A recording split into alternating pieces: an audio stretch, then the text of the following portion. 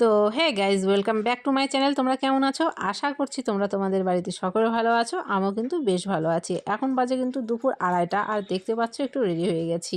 তো এখন যাব হচ্ছে মেলাতে। মেলা বলতে আমাদের বাড়ি থেকে কিছুটা দূরত্বে একটা কালী পূজা হয়, যেটা হচ্ছে বল্লা কালী নামে পরিচিত বা অনেকে রক্ষা কালী নামেও পরিচিত। তো সেখানেই আজকে পুজো হচ্ছে, 3-4 দিন থেকে পুজো হচ্ছে। তো আজকে হচ্ছে সেখানে মেলা আছে।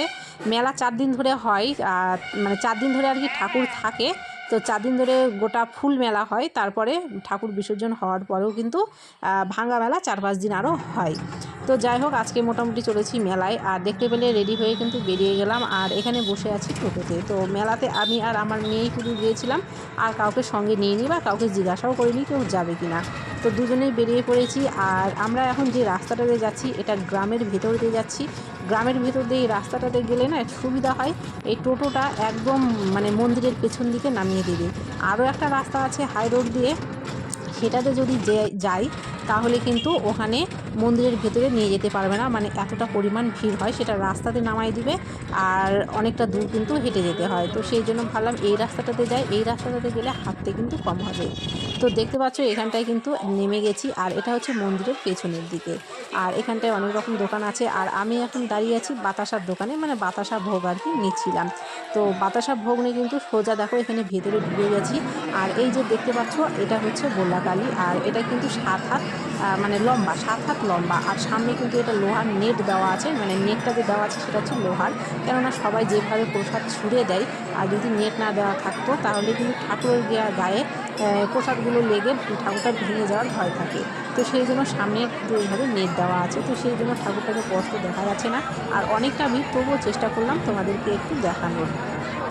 এবারে দেখো, আমি তোমাদেরকে এখানে মন্দিরটা বাইরে থেকে দেখিয়ে দিচ্ছি। মন্দিরটা কিন্তু কতটা সুন্দর করে সাজিয়েছে, আর অনেকটা বড়। আর এখানে তো দেখতেই পাচ্ছ লোকের বাহার। যেহেতু এটা দিনের বেলা, রাত্রেবেলা কিন্তু আরও প্রচণ্ড পরিমাণে এখানটায় লোক হয়। আর দোকানের তো শেষ নেই, মানে কত যে দোকান আছে গুনে শেষ করা যাবে না। তো এটা হচ্ছে মন্দিরের সামনেটায়। আর এখানে যে ছোট কালীগুলো দেখতে পাচ্ছ, এগুলো কিছু সব হচ্ছে মানসিক, মানে অনেকে মানত করে, অনেকে নানা রকম অসুখ বিসুখ বা সমস্যা থাকলে মানত করে, অনেকে পাঠা বলি দেয়, অনেকে কালী ঠাকুর দেয়। তো এই যে একটা বিরাট বড় ঘর দেখতে পাচ্ছ, এটা গোটা ঘরটার মধ্যে যতগুলো কালী আছে, ছোট বড় মানে সব রকমের, এগুলো কিন্তু সব মানত করা। তো আরও একটা জায়গায় আছে, ওখানেও মানত করা কালী দেয়, এর থেকেও বেশি ওখানটায় হয়। কিন্তু ওই জায়গাটায় প্রচণ্ড পরিমাণে ভিড় ছিল জন্য আমি আর কি আর ওই দিকটায় যেতে পারিনি। তো এই দিকটায় ঘরের মধ্যে ঢুকেছি, এই দিকটা একটু ফাঁকা ছিল, তো ভাবলাম যে এই দিকটাতেই ঢুকি। আর ওই সাইডটায় প্রচণ্ড পরিমাণে ভিড়। তো তোমরা এখানে দেখে হয়তো বুঝতেই পারছো এখানে কতটা পরিমাণ আর কতগুলো কালী আছে, ছোট ছোট কালী আছে। যেদিন আমাদের এই বল্লা কালী, বড় কালীটা যেদিন বিসর্জন হয়ে যায়, সেদিন কিন্তু এই ঠাকুরগুলোকেও সব বিসর্জন দিয়ে দেওয়া হয়। মোট কথা একটা ঠাকুরও কিন্তু রাখা হয় না। আর প্রতি বছর রাস পূর্ণিমা যে পড়ে, রাস পূর্ণিমার পরের শুক্রবার করে কিন্তু এই পূজাটা হয়ে থাকে। তো তোমাদেরকে এখানটায় যতগুলো কালী আছে দেখিয়ে দিলাম। আর আমি যে ওখান থেকে প্রসাদ বা ভোগটা নিলাম, সেটা এখানে এসে ঠাকুরের পায়ে সবাইকেই একটু করে দিয়ে দিচ্ছিলাম। তারপরে দেখো এখানে সব দেওয়া হয়ে গেছে, দেখে নিলাম, ঠাকুর প্রণাম করে নিলাম, করে নিয়ে কিন্তু এখন এখান থেকে বেরিয়ে পড়ছি।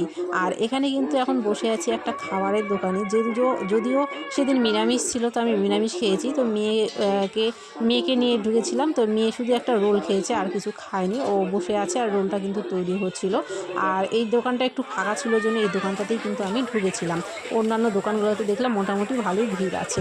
তারপরে দেখো মেলা দেখতে দেখতে টুকটাক বেশি কিছু কেনাকাটা করিনি, টুকটাক 2-1টা জিনিস নিয়েছি। আর এটা কিন্তু রাস্তাতে বেরিয়ে যাচ্ছি।